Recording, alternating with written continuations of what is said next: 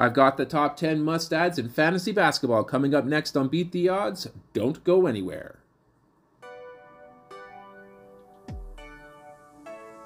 Hello sports fans and welcome back to another episode of Beat the Odds. I'm going to count down the top 10 must-adds ahead of week 13.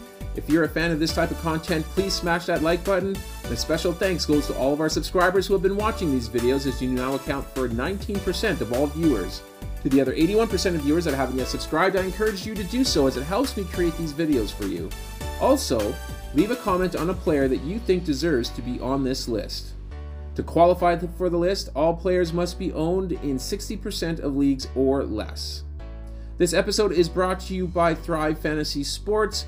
Use the promo code BEATTHEODDS to double your first deposit up to $250. And first-time users get a free square. Like on Tuesday, if you bet on Kawhi Leonard to score 1 point, and he does, then you win. Now let's dive right into number 10, Derek Lively II, 55% owned, 26 minutes per game over the last 2 weeks, 7.3 points, 8 rebounds, 2.3 assists, 1 steal, 1.3 blocks, 0.3 turnovers on 63% shooting from the field and 67% from the line. Lively has missed the last 4 games due to a left ankle sprain, but he's listed as questionable ahead of his game against the Pelicans on Saturday. This bodes well for his availability ahead of next week. His ownership did drop because of his injury, and you can bet that once he makes his way back to the court, his ownership is going to spike. Get the all-hustle Lively now while you have the chance. Let's go to number 9. We have Dante DiVincenzo, 56% owned, 26 minutes per game over the last 2 weeks, 17.1 points, 4.3 rebounds, 2.9 assists, 3.7 threes, 1.6 steals, 0.3 blocks, 1.4 turnovers on 54% shooting from the field and 89% from the line. We are seeing DiVincenzo take his three-point game to a new level this season, setting career highs in makes and attempts, and his 44.2 three-point percentage is more than 7% higher than his career average. While we may see some regression on his percentages as the season goes along, it's fair to say that Dante has earned the right to ownership in 12-team leagues. If your team is starving for threes and steals, I would certainly give him a look. Let's move on to number 8. We have Al Horford, 53% owned, 28 minutes per game over the last 2 weeks, 8.8 points, 6 rebounds, 4 assists, 2 threes, 0.4 steals, 1.6 blocks, 0.8 turnovers on 55% shooting from the field and 0% from the line. The Celtics' center situation is a bit of a revolving door, with Horford and Porzingis in and out of the lineup on a regular basis. But when Horford has been called upon, he has been giving fantasy managers very well-rounded lines, including a 10.7 rebound, 8 assist line on January 6th. Horford is more of a handcuff and stash type of fantasy player who's going to shine if either Porzingis or Tatum are out of the lineup for that night.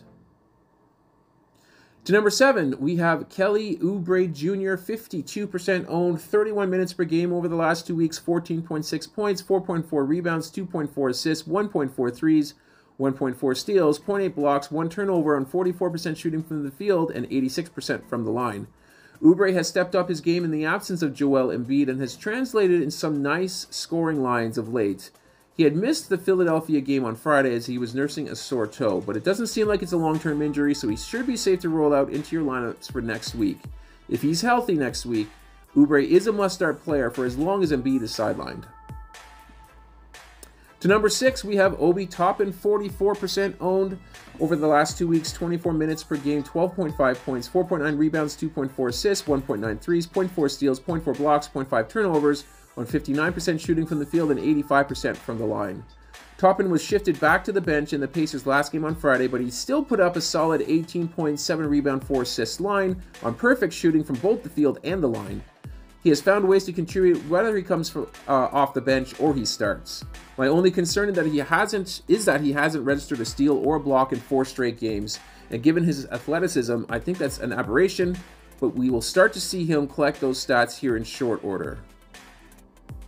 Let's go to number 5. We have Vince Williams Jr., 32% owned over the last 2 weeks, 26 minutes per game, 7.8 points, 5.8 rebounds, 2.2 assists, 1.8 threes, 0.8 steals, 0.4 blocks, 1.2 turnovers on 37% shooting from the field and on 100% from the line.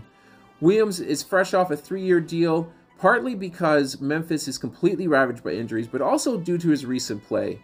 With both Morant and Smart out of the lineup, Williams has been inserted into the starting lineup, and he's going to remain there at least until Marcus Smart returns.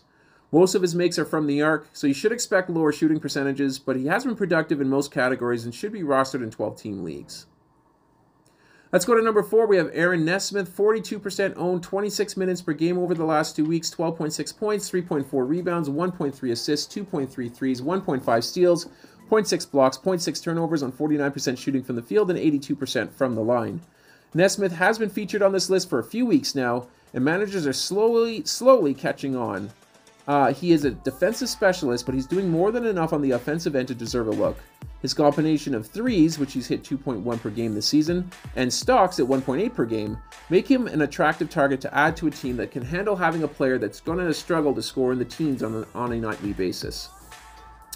Let's go to number 3. We have Xavier Tillman Sr., 32% owned, 15 minutes per game over the last 2 weeks, 5.9 points, 5 rebounds, 1 assist, 0.1 threes, 0.4 steals, 0.6 blocks, 0.9 turnovers on 57% shooting from the field and 46% from the line.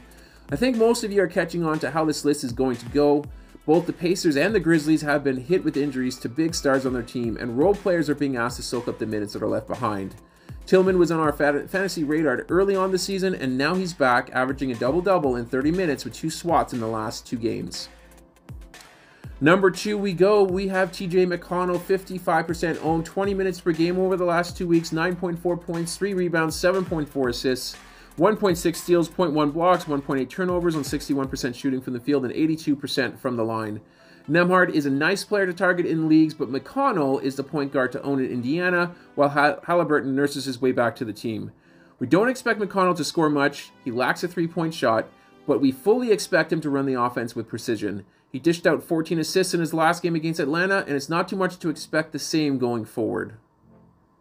And finally, at number 1, we have Luke Kennard, 22% owned, 22 minutes per game over the last 2 weeks, 9.3 points, 3.9 rebounds, 3.1 assists, 2.4 threes, 0.3 steals, 0.6 turnovers on 50% shooting from the field and 100% from the line. Kennard is your pickup of the week. That is, of course, at the time of research for this week's list.